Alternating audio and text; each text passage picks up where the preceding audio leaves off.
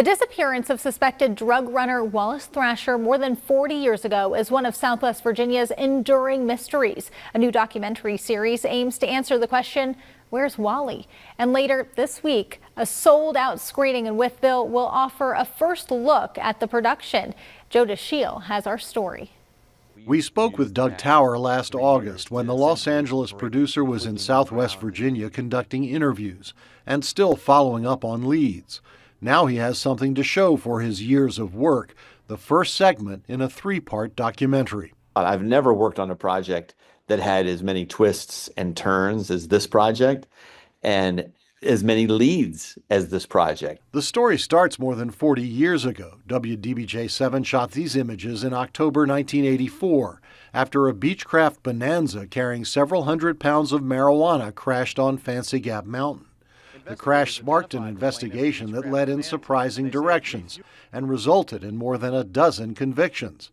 But Thrasher hasn't been seen since.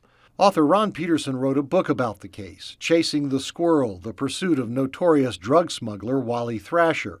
And he served as an executive producer on the documentary, connecting Tower with many of the players in the investigation. When he took over, he really took it to another level. He's spoken with about 80 people and broken new ground in the investigation, has traveled all over the country and even to some degree internationally to answer the question, where's Wally? The first segment deals with the plane crash. Tower and his team recreated the scene for the production.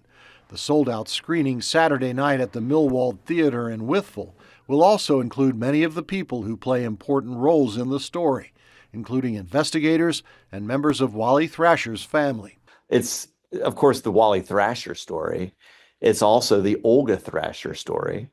It's also the Montana and Maya Thrasher story. It's the story of these investigators who somehow, did one of the most amazing investigations that I've ever studied, and then it's really our filmmakers' journey and story. Tower hopes to enter the first segment in the Virginia Film Festival later this year, and he continues to talk with major streaming services that could take the Thrasher story to a national audience. Joe DeShiel, WDBJ-7.